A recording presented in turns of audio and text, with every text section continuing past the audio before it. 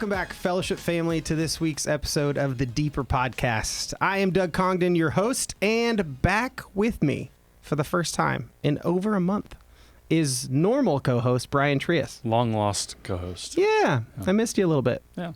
I mean, we've seen each other pretty much all day. Yeah. Okay, great. Well, maybe I didn't miss you at all. Never mind. We are starting a new series this week, a 4-week series called Can You Trust the Bible? Or Can You Really Trust the Bible? I actually don't know what the title is. Can I trust the Bible? Can I trust the Bible? That's good. That's made it personal. That's great. And the exhibit is up in the atrium. Some of you got to see that this weekend. If you haven't gotten there yet, guys, it is extremely well done. It's very cool. Yeah. Hope you, Dad, I haven't introduced you yet. Oh, you that's can't. terrible.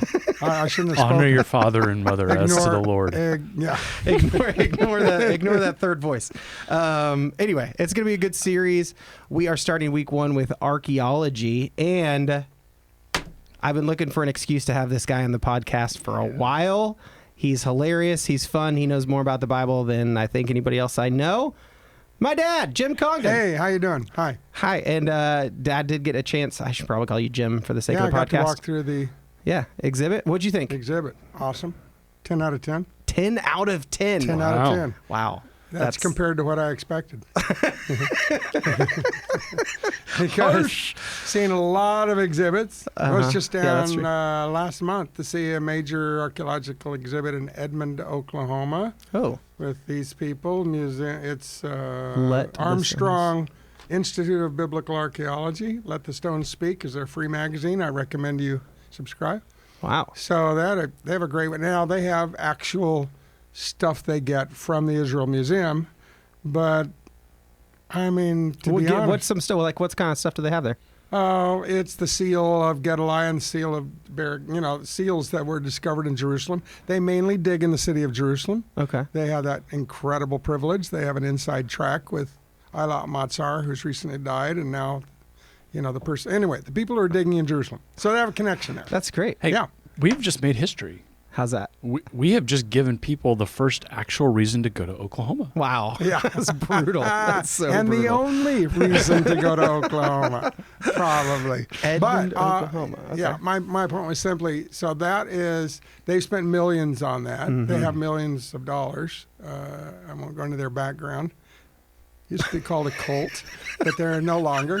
Armstrongism, if you've heard of the Worldwide Church of God. Oh, okay. So anyway, but they are now normal Orthodox type people. They've always loved archaeology, and they spent millions on it. And I was not expecting that your graphics, your tech people, their displays, the readings, the things that you read are as well done as they are done there. High praise. They are really, really well done. That's awesome. And I really like the models you have. You have a model by every one of your 10 exhibits. Yeah.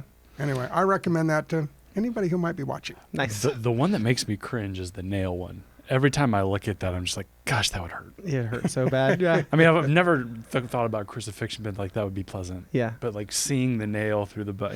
I thought it was interesting that, so again, if you haven't seen it, but it's a single ankle bone in the sense that they said you can tell that the feet, which I always pictured being together and a nail driven through both kind of heels or ankles or whatever, is like, no, they actually had them straddling the cross. And so it was an ankle on each side of that. And I thought, oh, that's interesting. I don't think I normally picture the crucifixion that way. So anyway, Dad, you're going to drop some knowledge on us. We're going to have a lot of story time with you, but we're going to open up with a really important, quick question of the day.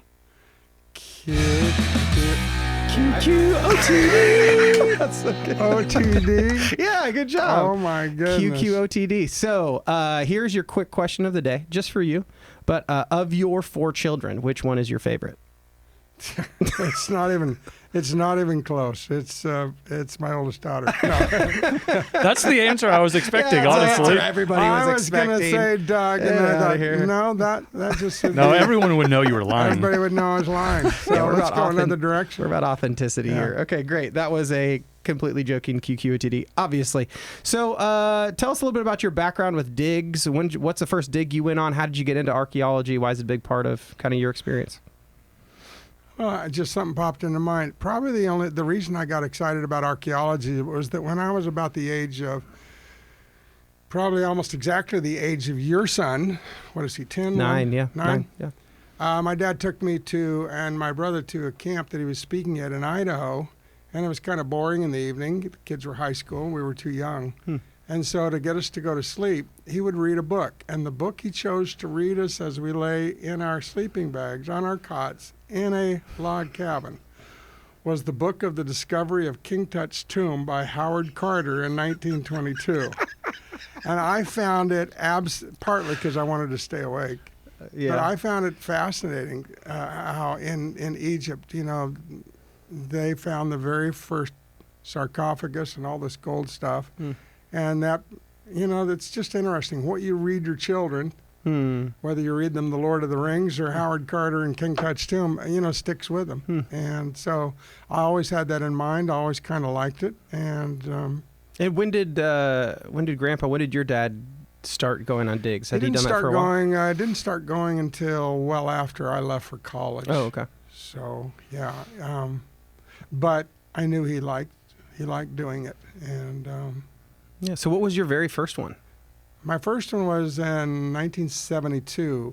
I had graduated from Wheaton and was headed to Dallas Seminary. In fact, I was at Dallas. I had just finished my freshman year. And a Greek teacher back at Mullins School of the Bible he said, I'm going to take about 30 college kids, and I'd love to have you go. And he says, but part of it will be a 2-week dig down in the Negev in Beersheba, which, if you know your Bible, it's where Abraham lived a lot of his life. Isaac lived there. Jacob had a vision there. It's the capital of the South in Israel. And then it was quite famous because one of the probably top 10 archaeologists of all time in Israel, Aharoni, was the head guy there.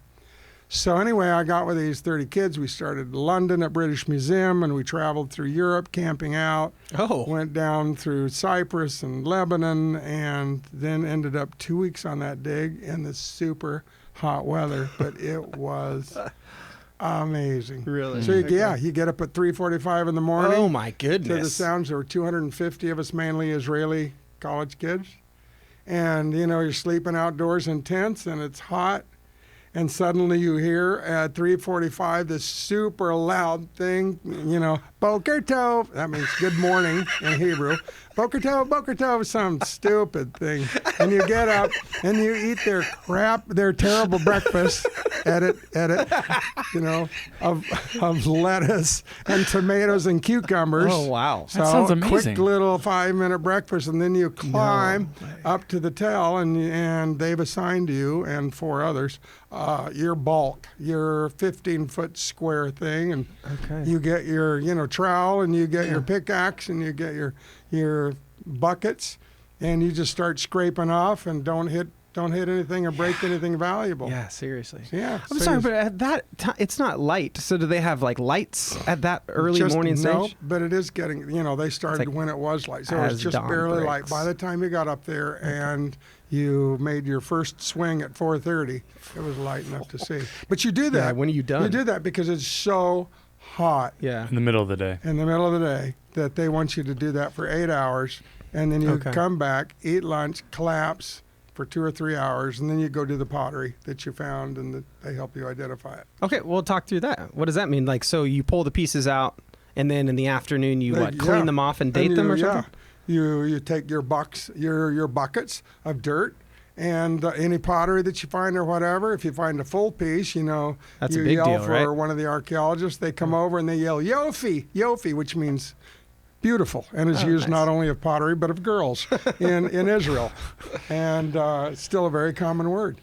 And so then they take it. But if it's broken or whatever, then you go over and then you sift it. You throw it in something and then you sift it. Nowadays they're updated. Now they have water sifters, so you find all kinds of stuff you never used to find. Oh, 10 nice. times as many coins. We probably left loads of them. Oh. So anyway, you sift it, and then at 4:30 in the afternoon, you get together with an archaeologist. We got together with Anson Rainey, an Israeli guy who taught at Tel Aviv University, having graduated from John Brown University. Hey, great plug. Great plug. Yeah. Nice. And so he was my favorite guy. I just loved him. He was just brilliant, and he taught us how to identify pottery. Okay, and you get to take some home, right?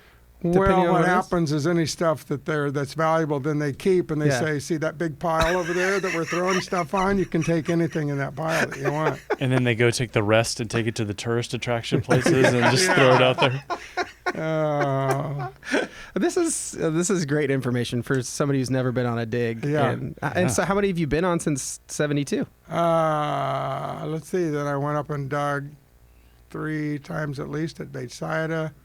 Now I've dug a couple times in the last 10 to 15 years at AI. And the trip I couldn't go on 2 months ago because of that stupid rocket that crashed next to the airport in Tel Aviv. I had a trip that was scheduled for Shiloh. Oh my dig, goodness. which is the sexiest, they call them, archaeologists actually call them, they rate their dig as sexy or not. It's the Really? sexiest and largest dig in Israel, and Shiloh, what they okay. found there, probably have found the tabernacle, which was God's home away from home for 300 Wait, years. they think they found the tabernacle? They found the outline of the tabernacle. Yeah, where the tabernacle sat for 300 years during the period of the after- judges. yeah. Remember when Joshua came in, that's where they set up. And remember, it was at Shiloh that Eli fell over backwards Yeah. in 1 Samuel 4, and the Philistines, Yeah. stole the ark. Wow. Have they ever found one of the gold rats or gold tumors in the Book of Judges? Wasn't that down in the Philistine territory? No, I know, but in Yeah. any of the archaeological digs Yeah. in history, have they ever found those? No, they haven't. Because that would be Haven't crazy. found- I don't know if They that have- would get announced. That would probably get stolen. That's Yeah, they true. have found some of the gold, this is in Jerusalem, some of the gold pomegranates that were on the priest garments or something. Oh my Nice. goodness. Okay. So coolest thing that you have found yourself or have been nearby when it's been Well, found? 12 years ago in 2013, I took a group of 10 over to AI, and we were looking for evidence. So part of the problem is that biblical archaeology used to be really biblical up until 1950. Israeli non-Christian archaeologists would start with the Bible and they go, "Oh, I expect to find the Ark on Mount Ararat." I mean, I'm just, Yeah. that would be typical. Yeah. Starting about 1950, it was like, we're archaeologists, we're not biblical. If there happens to be a connection, we'll check it out. Starting about 30 years ago, 25, 30 years ago, the culture wars have spread to archaeology. So it's now, there are more atheists and secularists, and it's always, we don't believe the Bible is true, and we will look for evidence that it's not. And so, here we are digging 2013. At the same time, articles are coming out. In fact, the #1 archaeology book in major universities in America says very clearly, written by a guy at San Francisco University in about 2002 or something, and it says, the people who wrote the Old Testament, he says, now he's assuming they wrote in about 300 BC. People who wrote the Old Testament really had no clue. He's talking about the Israelis who lived 2,500 years ago, and he's saying they're dumber than we are. They had no clue about Moses, who probably didn't exist. They had no clue about the origins of Israel.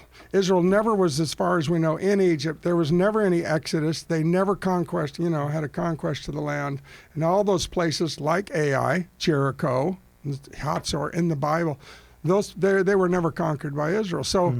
So here we are digging in Ai, and it actually, because I'm digging for the first time under a Christian archaeologist, Bryant Wood, a very famous because guy. all the rest of the times, obviously, it was an Israeli, a Always, Jewish. Yeah, always, okay. yeah. Although the ones I dug under were believed that the Bible was accurate. Yeah, I wasn't pro-scripture. digging under the attackers, Yeah. So we're wondering if there's evidence. And within the first 2 hours of Monday morning, we get there 4:35, I actually felt this stone right in the middle, of the floor, and so I get rid of all the hard stuff, and I start sweeping with my little broom, and it turns out to be something about like this, and it turns out to be made of stone with this hollow place in it, and it's the stone gateway to one of the stone gateways to the city. They have to have these things so that the wooden post can turn in it. They couldn't turn in dirt, so it's I found. So anyway, that was really cool. Takes a couple people to lift, So that was cool. And then I go, where's the king of Ai? Because the story. Remember, after they finally conquer Ai at the end, they hang him up on a tree, and at dusk after he's dead, They said they dumped him at the gate of the gates, city and put a whole bunch of stones over him. And we had stones all over the place. They said, I'm looking for the bones. I'm looking for the body. Oh, my goodness. But How the crazy. coolest thing there was what we found the very last day, Friday afternoon, 20 feet away from me. That was found by a girl who wonderfully, Destry Jackson, went to our church, but she was an archaeology student major at KU, okay, which made it really cool. And all of a sudden, she's looking down and she yells out, she says, there's this like blue stone here, but it's kind of weird. Archaeologist comes over and he starts jumping around and he holds it up. He said, this is a scarab. This is from Egypt. Scarab is the Egyptian word for beetle. The Egyptians worshipped the dung beetle. They really believed a big dung beetle carried the sun across the sky during the day, and they worshipped the dung beetle, and they turned it. They have these little scarabs, and they have hieroglyphs on them with the name of the pharaoh and stuff like that. And they would tie them, put a little hole in it, tie it around. Well, the amazing thing about this one that we didn't discover, because I can't read hieroglyphs, neither could the archaeologist, is this had a hieroglyph, the hieroglyph of Amenhotep II, who was the pharaoh at the time when Moses fled Egypt at age 40 and came back. It was the hieroglyph of 1400 that was only used from 1470 down to about 1400 when Israel left the land. They pillaged the Egyptians. So it's the early date of the Exodus. Perhaps the king of Ai wore this or had it in his possession. And so immediately it said there was a conquest here, and it was discovered in a pile of ash. Remember, the city was burned. So that's just an astounding evidence. It's not we never say it's proof, but it was astounding evidence, and I was right there. It was called the Find of the Year in Israel in 2013. So cool. So that's a pretty cool find. Wow. Yeah, that's epic. Yeah. So, You looked like you And were I going to gave say you the something. picture. I gave well, you no, the- my mind's turning because, like, if they pillaged the Egyptians and they took it out, they had that first fight where they got beat a little bit, right? And so maybe they lost lives in that one. Yeah, right? Israel did. Lost Right? 30 some lives. And, I mean, maybe that was a prize of war. That would explain how it got there. So, brain's just thinking. Okay, so you have been through, I mean, So that's a picture of it Yeah, that I look at gave that. you there. here you go. So, yeah. You can look at that, Bri. Oh, and the reason I know it's a Amenhotep is it has a clear sphinx on it with the head of a falcon, and that was not used by any of the other pharaohs. So, I mean, yeah, you didn't even, I would have believed you anyway. okay. Yeah. So you teach a class on archaeology at Well, Camp I have a son, Craig, who teaches apologetics, and so he always schedules a class for archaeology. So I run over to Care Paravel and teach that a couple times a year. Okay. So sum up that class in 30 seconds. No, I'm just kidding. But what's your connection, if you're going to explain it in layman's terms, between archaeology and apologetics as you describe it to that class? I think the best apologetics are not really taught, but they're caught. And, when you witness to people, maybe you share your testimony. You don't give them all this theology. And so when you're talking about high schoolers, and my concern is I would really like them to like archaeology, Yeah. I do sort of something like what you have downstairs here. I give them what I think are the top 10 archaeological discoveries and how exciting those are. And in the process of showing them these, and these are the one I've picked ones that have a biblical tie-in, that helps them apologetically believe that the Bible can be relied on, not just morally, but historically and scientifically. And that's pretty significant. So, Yeah. So what's on your top 10 list that's not in our top 10 here in our yeah, exhibit? so I noticed I'd say 6 out of your 10 are on my top 10 list. And for instance, the Dead Sea Scrolls, which is the first one listed, would be on the top of everybody's list. The 1947 discovery, which pushed back pushed back the reliability of the Old Testament text 1,000 years from 1100 down to AD to 200 BC, and just I remember once years ago I was in Morocco, and an Arab class, high school class, came over to that was in a Muslim academy, came over to ask questions of me about this stuff, and they were just ridiculing the Bible. You can't trust it. Mm. It's recent. Mm-hmm. It was, made up and so forth. And they had not been told about the Dead Sea Scrolls. Oh, wow. So they're going, yeah, this is just done by Jews in like 1000 or 1100, 1200 AD. Mm. I said, just a sec, have you ever been to the Haram el Sharif, which is the Arabic name for Jerusalem? No. I said, well, you could go there and you can go free into the museum and you could see the Dead Sea Scrolls. What are those? I said, an Arab boy, a Bedouin boy, threw a rock into a cave in 1947 and heard the tinkling of pottery, and they have found hundreds and hundreds and hundreds of manuscripts dating from 800 years before Muhammad, 200 BC. And they had no idea about this. They had that concealed from them. Yeah. So I'm so glad that's number one. That's number one on my list, number one on everybody's list. You have four that. So my list pretty much dates from 1900 and on, when all of the apologetics issues. Three of the things down there I've seen that are huge. I'm so glad you have them. The Cyrus cylinder, the black obelisk. Cyrus cylinder is that cool thing that has the record on it of Cyrus defeating Babylon, just like Daniel prophesies and everything. That was found before 1850. And so it's in the British Museum. The black obelisk of Shalmaneser is 200 years before that, and that has the name of Jehu, King Jehu on it, and Omri. And there's another one that's in the British Museum, and those date from 1800. So that's why they're not on my list. But when I saw them down there, I thought, this really deserves to be in the top 10. This makes sense. Okay. If you could, let's say, choose one thing that you could find that you think would add the most maybe excitement or veracity to the Bible in general, what do you want to find? What do you wish we could find archaeologically? Can I twist that a little bit? Yeah. So it's something that a friend of mine, who's the top Christian archaeologist in Israel right now, his name is Scott Stripling. His home is and he was digging with me at AI. He was an assistant archaeologist. There's something that he found a couple of years ago that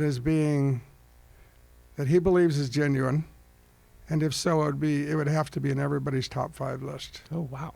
So he was up at Ebal and Gerizim, and this is happening all over the country. They're the dumps, like the dump at Beersheba, and they're going through and taking all that stuff and using metal detectors and using people that, scientists of all kinds, and also using water and washing things, and they're finding incredible stuff. So he goes up to Shechem, where Ebal and Gerizim, and where, the critics say this never happened, but where, remember, half of Israel is on Mount Gerizim citing the blessings. If you do this, you'll be blessed. End of Deuteronomy. And the other half is over on Mount Ebal citing the curses. So he goes over there. And a Jewish archaeologist like 20 or 30 years ago had found an old altar, an ancient altar dating from, 1000 BC at least, on Mount Ebal. And he goes over there, he gets permission from the Israeli Antiquities Department, and Scott Stripling gets his stuff, starts washing it. And a woman from Europe who has an expertise in curse tablets, these tiny little things, a little larger than a postage stamp, which have been etched, and they're done in like basalt stone or whatever, or lead. They're lead. And she found one of these, and when it took them 2 years, it's just barely been looked at by a German company that can look through lead because they don't want to ruin it by breaking it open. It turns out it's like 14 lines that uses the word curse, literally. Cursed, cursed, cursed. By Yahweh you will be cursed. Cursed by Yahweh, it just goes over. It's a curse tablet. But what that does is, if that's really legit, then it dates from 1400 BC approximately. It moves back 700 years, the earliest use of the name Yahweh discovered in Israel. The other one, the silver amulet, that you may have seen the silver amulet. It's called the Ketef Hinnom. Silver amulet scroll discovered by a Wheaton girl that dates to about 600 or 700 BC. This would jack that back about 800 years. It would be incredible evidence of the conquest of Joshua. That's what I'd like to see. So now it's just being put out, and archaeologists are attacking it like they always do. It's like any archaeologist, Christian, doesn't matter. You state something. Every archaeologist, the famous thing about archaeologists is, famous statement about Jews. I'm sorry. That Here, we can edit this. The Jewish people on my Jews for Jesus board are always saying to me, when I became chairman of the board, they said, Jim, you need to realize there's 15 of us, and that means there's 20 opinions. And archaeologists, it says 2 archaeologists, 3 opinions. So they're attacking it right now. But if this gets the rubber stamp of approval, this is going to be the greatest find and that's what I would like more than anything else. If my friend's find is attested as being legit. Wow. So 2 out of 3, or 2 archaeologists, 3 opinions.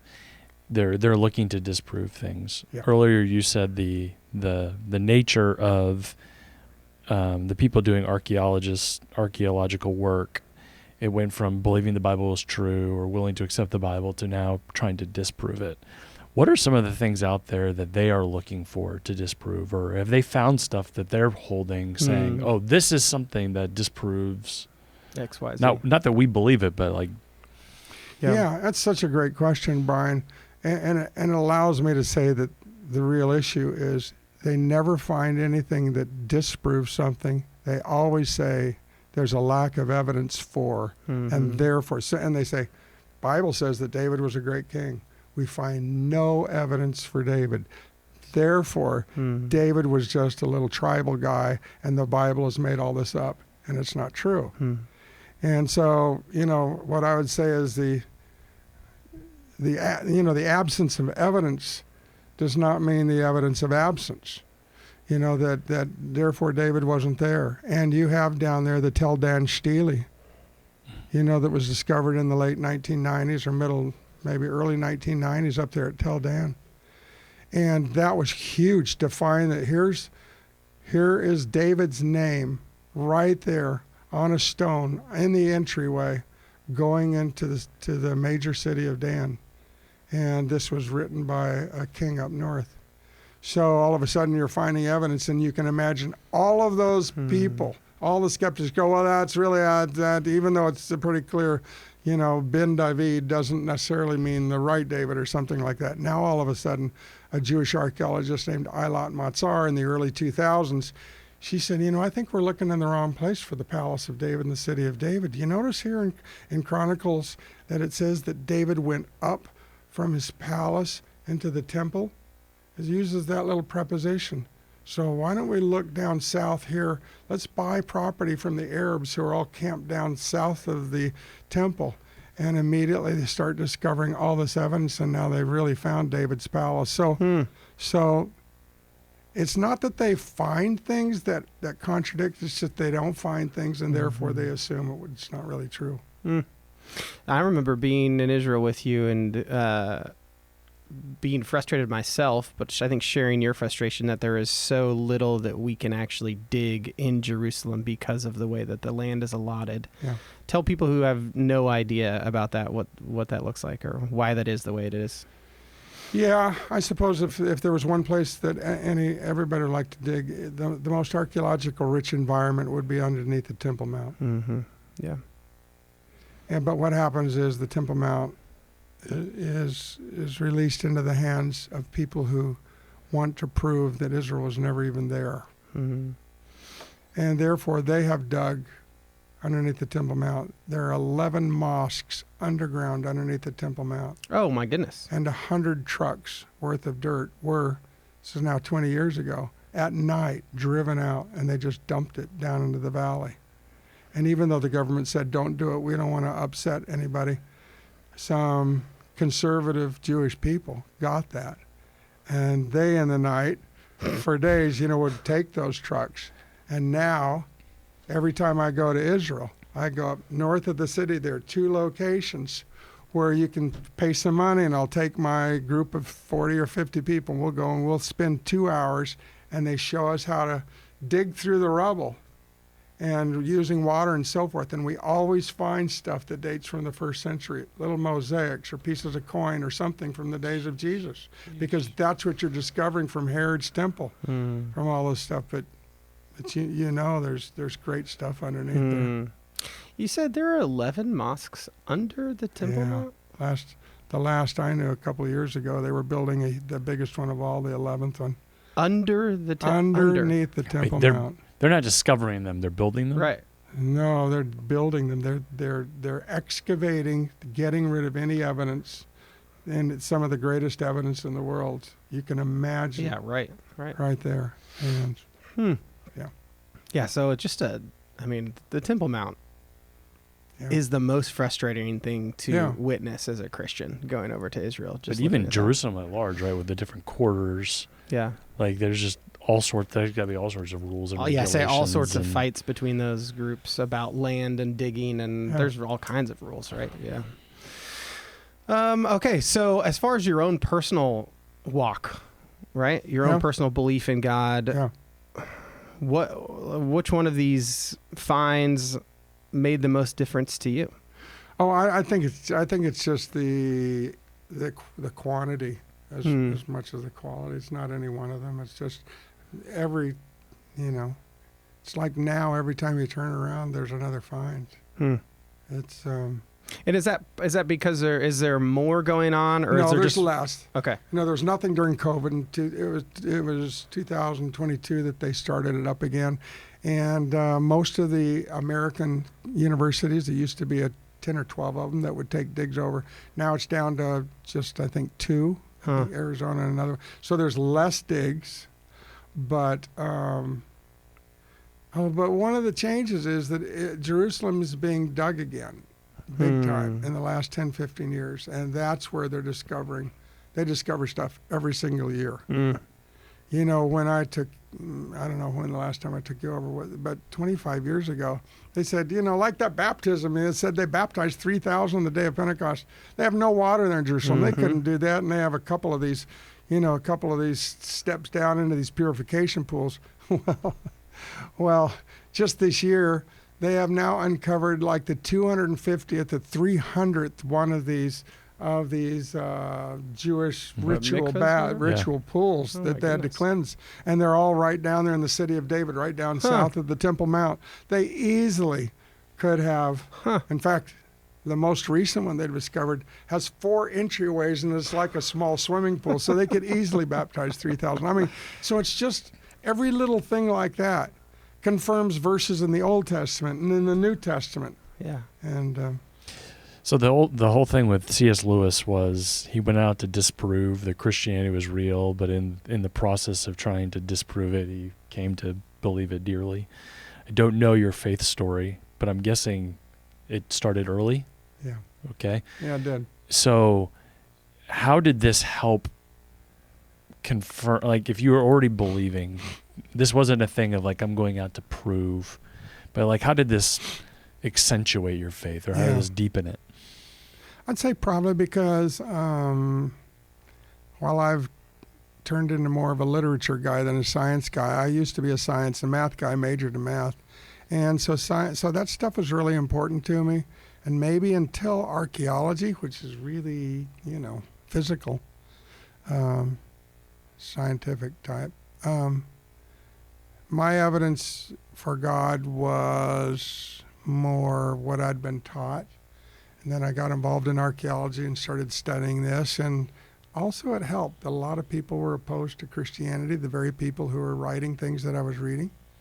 So as I wrestled with that, you start realizing this looks like one side's winning, but then the more you examine the evidence, the more the other side has all the evidence. So I suppose that's it. So pretend that there's Joe Schmo out there right now listening to this who's excited about archaeology and maybe has just not spent time researching it. What would you tell that person if they want to get interested, know more, learn more? Where would you point them? I mean, as far as like just from being over at at your house, you get a bunch of journals. It feels like, or reviews. Since the word schmo is Yiddish, therefore Jewish, and you I don't know if you know this, Joe, but you can get on an archaeological dig a lot easier than you think, and they're just available. I would suggest you type into Google, "I want to dig at Shiloh." And then you can go there. For real? Like somebody could...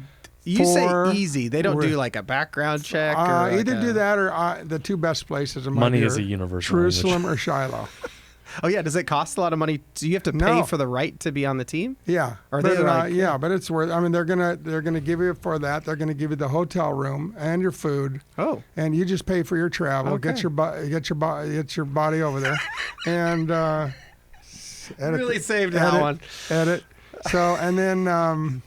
Yeah, so it's going to cost you max $3,000. That's the flight. Depends on what time you're going. The flight can be anywhere from $1,200 to $1,700. So that's more than 50% of your total cost. But that's pretty cheap when a tour now, of course, that's first class. It's going to cost you $6,000. So.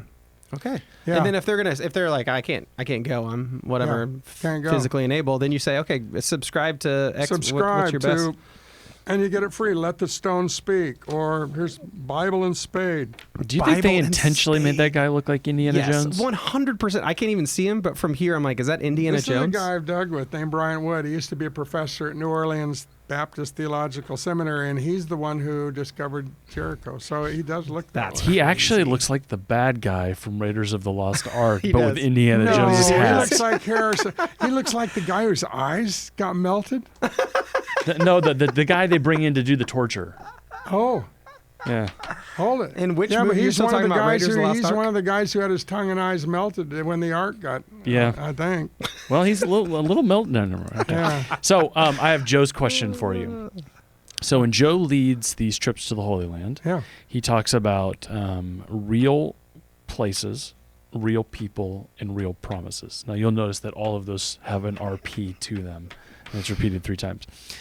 But he talks about when he goes to places in Greece or Rome, Yeah. and that the myths of Greece and Rome have real places too. And so you can go to Sparta, or you can go to Athens or Corinth, or these places. So if mythology can have real places, why is the Bible different when we talk about having real places and real people? Wow, what an interesting Yeah. question. Yeah. It's a thinker. Yeah. I got this like 10 minutes before I came up, so. On a recipe card, it looks like. Too, Well, which is I couldn't super cute. remember the question, so I wrote it down. So I'm trying to think. I mean, there just seem to be so many huge differences. I'm trying to think of. I mean, because obviously, if you go to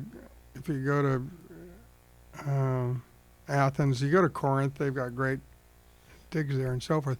But what they're digging up is evidence of first century churches and so forth, and the evidence that Paul was not making stuff up, in the book of Acts, or that Luke wasn't. So, but you never dig up any evidence of any of the mythologies. You never dig up evidence that there was a Demeter or Persephone, or that Eutychus, flew too high or whatever. Icarus. So there's- Eutychus, Eutychus, hold it, he's Acts chapter 20. Yeah. isn't he? Yeah. Sometimes that Bible just seeps in. You just you know it so well. It just It's comes so out bad, of you. when you love Greek and Roman mythology, almost, at times almost as much as the Bible, Well, no, Lord of the Rings is in there somewhere. So I'm sorry. This just turned into a really secular broadcast. So the answer is there are no Greek or Roman documents that we have been able to prove. I mean, you can find some evidence for Atlantis, you can find some evidence for Ulysses, where he went and so forth, but nothing that is really nothing that's in the Iliad or the Odyssey that can be dug up and you say, oh, this really happened. We think that there is history behind the Iliad and the Odyssey, and we think that we know that there's stuff in the Roman myths that existed back then, but there's nothing that is evidence of stories, which of course Greek and Roman mythology are not considered divine by anybody today anyway. So the problem is, that the Bible is on a whole different level than Greek and Roman mythology, and Greek and Roman mythology doesn't have to do with actual events that happened at these places that prove something spiritual. Yeah. So the old Andy Stanley line that's a little cheesy, right? That like nowadays we name our pets Caesar and stuff, and we name our children Yeah. like Paul and that, like the Brutus, staying yeah. the staying power Is that kind of what you're saying a little bit Yeah, too? The staying power. Yeah, I of- just love that you're quoting Andy. We both heard that at seminary before Andy was born. No, no, that is a famous old line. I think But Andy's. how old do you think I am? I think Andy's older than I Doug. heard that before Andy was born. So, I Not think an Andy staying Stanley guy, power just- is interesting. I think that's a good way to look at it, Brian. It's Yeah. pretty rare that he has a good thought like that. So you Yeah. have to stop and This appreciate is why it. people wonder if we like each I'm other. Stop not and appreciate it when it appreciating happens. I'm wrestling with it. I'm just thinking about that. Yeah. Well, it hasn't gone away. Like I think that's the thing when Jesus talks about the gates of hell will not be able to prevail. Yeah. Like the church is going to be built. Like we're 2,000 years later, and this thing is still going, and Mhm. other things have long since passed. Other things have begun. Like Mormonism took off in the late 1800s, or Yeah. it's still here, but I mean, there's no telling that that's going to be around forever either. Yeah, and the difficulty that they have is archaeology. Yep. Since nothing's been found in South America that evidences, and that's a pretty important part of that religion. You also can't look at their original text because they won't let Yeah, you. yeah, there you go. Okay, so we can obviously edit this, stop it, and just cut this whole section out. But I'm just curious, since we have you, it's more on the staying power, Christianity, and current events thing. But obviously, I don't know anybody else who knows and follows Israel as well as you do either. So to a congregation of people that is asking questions consistently when crazy things happen, is this the end? You've encountered and dealt with these questions for decades. Lots of wars have come and gone in your lifetime involving Israel and or skirmishes. When you look at what's going on today, is there anything in you that is moved to think that this is the end or we're getting closer to the end? What do you say when people say that to you? There's one evidence in this is just me telling you my opinion. There's one evidence that points in one direction for a soon second coming, and another evidence that points in the opposite direction today. The evidence that points that seems to connect with the Bible very clearly is the rise in anti-Semitism around the world. Because in Zechariah 13 and 14, we're told that all the nations of the world, and now admittedly the Bible often says all, and it doesn't mean every person, but all the nations of the world will be arrayed against Israel. And all the nations of the world will hate Israel and want to see them eliminated and will come and encamp outside Jerusalem. And there'll be representatives from all the nations of the world that in one place it says God will bring them with hooks in their noses to the valley of Megiddo, and elsewhere in Revelation it says demons will do that. So I cannot believe that we live in a world where anti-Semitism is super popular and on college campuses, but just around the world. And you have these four nations, France being the leading one this last week, but 3 other nations followed the president of France when he announced that he was recognizing and wanted publicly recognized a future state of Palestine, which makes no sense since Palestine has no property, has no leader, has no direction, still has hostages that they have taken from another country, has never been a nation ever in history. And so that statement has to come from someplace just crazy and evil. And it's anti-Semitism, and it reflects the fact that Revelation says that, the demons will turn the whole world against Israel. So I say, no, that sounds like we are heading toward the end times. The thing that's pointing in the absolute opposite direction is that it seems to me that the whole Gog Magog and the people who are attacking Israel and hate them and are going to come against them primarily are in the Middle East. I believe that's the better interpretation of those passages in Daniel and Ezekiel and so forth. But you are looking at a Middle East now that has just in the last 6 months pretty much been spanked. And Iran yesterday, its leader kowtowed and said, okay, we will completely give up building nuclear weapons because they'd been saying they would. You have Saudi Arabia just in the last 2 weeks saying we would like to sign a peace treaty with Israel. So you have all these, you have things calming down so much that Joe and I have had a hard time taking tours over to Israel because of all these wars and everything else. And we are just entering right now a time when it looks like it's going to be a time of peace. Israel has yesterday they're going up and they've conquered their Hezbollah in southern Lebanon, but in conquering them, they have exposed the fact that Hezbollah was expecting to do an even larger October 7th type thing. They were going to go slaughter all of northern Galilee if they could. And yet that's now passed. So that to me seems like it's going to delay the Lord's return. So I'm listening to a prophetic thing that people recommend. People send me clips all the time. I'm listening to one the last 48 hours, and they're gonna. These guys cannot say it could be delayed. Yeah, now they're right. going, oh my, it's really on the brink now, and I'm thinking, just a second. How can it be just on the brink when you said it was probably going to happen with Iran shooting rockets and Iraq coming down on them, and Iraq's no threat anymore? So anyway, I told someone in my class yesterday who brought this up, I just said, let's just stay humble. Don't listen to anybody. Don't predict the end. Yeah. So you're really smart, and I've always had a theory, so I kind of want to run it past you. I learned everything I know from Doug. We're in trouble. Good one. The devil doesn't know the times and the dates appointed, correct? For the return of Christ. Right, yeah. And we so, know that if Jesus said he didn't while he was on earth, the devil certainly doesn't. And so if the devil's going to have an antichrist and is going to have all of these things that he's going to have to raise up, but he doesn't know when it's going to happen, my theory has been that he is always raising someone up.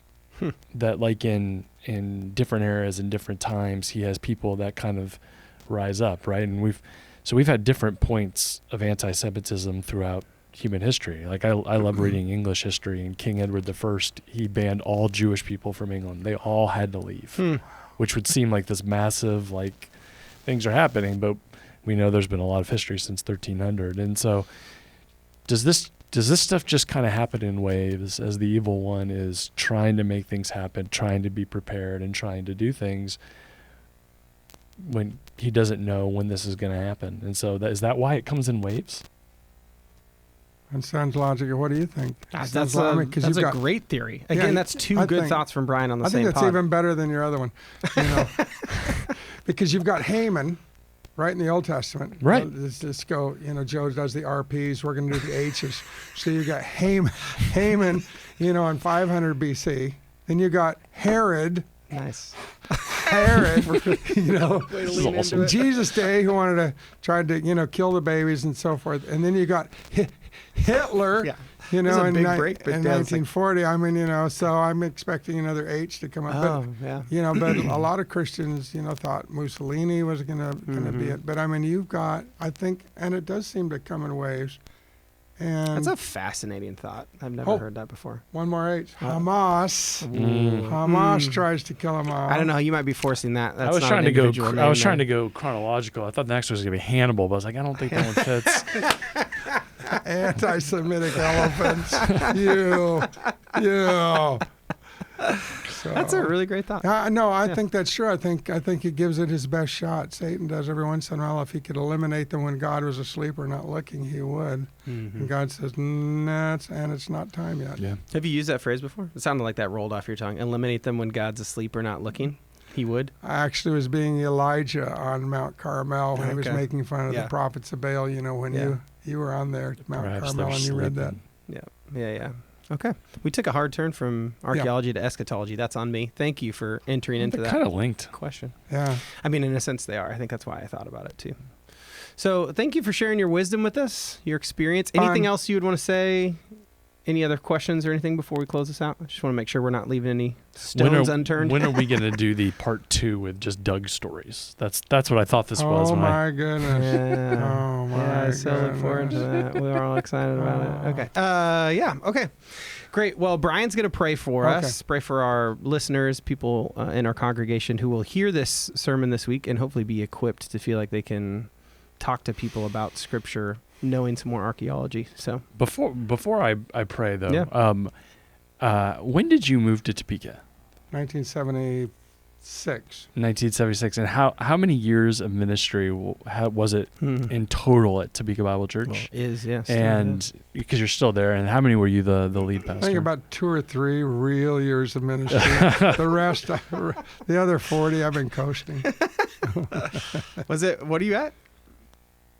So 76 you were, but then when did you come on full time? 78, 79? I was full time in 76. I came on part time as the halftime intern in 75. Came back after I graduated from seminary in 76. Full time in 70 at Christmas 77. They asked me to be lead pastor. Okay. So it's been since then. So 76 means 26 is 50. Years. It's gonna be 50 years. It's gonna be 50 years. Yeah. Are they? I just want to say, and I think I've told Doug this privately. I've never gotten to tell you. You see so many people just crash out of ministry, and they have good ministries. They're going long, but they don't end well. Yeah, it's so sad. And 50 years in ministry. I'm not trying to build you up or butter you up, but like that's faithful ministry for 50 years is something to be celebrated. Mm-hmm. So Thanks. And you have given our church a great blessing in your son. Oh. Yep. And so I had nothing. I didn't give you. I didn't give that you. Is him. you so have given not true. the You world. did too. You have given the world, Doug. I still remember when Joe was taking a walk with his wife on my street out front, and I walked out to chat with him. He goes, "I got an idea. Would it be okay if I He's always got an idea. contacted your son down in Austin and asked him to consider coming up here?" Leaving the promised land. There. They were walking on your street? Mm-hmm. That's very random. Okay. Anyway. He was stalking. Yeah, just waiting for him to come outside. They were standing at the bottom of the driveway pretending. Yeah. Anyway. Right. Well, let me pray for us. Yeah. Dear Heavenly Father, thank you just for this time and just the wisdom that you have given to Jim. And Lord, I am grateful for almost 50 years of ministry in the city of Topeka and how many people in Topeka have come to faith in Christ because of his preaching and his ministry and just the way you have built the kingdom and the church here through him and his wife and his family and the elders there and just the way you have blessed our community through Topeka Bible Church. And so thank you for that, but also thank you for the wisdom that he shared here today. Lord, this is a topic that's kind of unusual for us as a church to talk about archaeology on a weekend, to talk about how that helps us better trust your word. And so, Father, as we enter into this series, as we have community groups who are going to enter into discussion, Lord, I pray that ultimately your people would walk away with a greater ability to trust in your word, that they would know what they read is the very words that you would have them read, that they can be trusted, and that those words are sharper than any two-edged sword, and that your word would do what only it could do in our lives. And so I pray that we would trust it more, that we would read it more, and that it would read us. Thank you for this time, and I pray that this podcast would be a blessing in the lives of those who hear it. In Jesus' name we pray. Amen. Amen. Thanks again, Daddy-O. Thank you, Brian. Thank you, Fellowship family, for tuning into this week's episode of the Deeper Podcast. We will catch you all next time.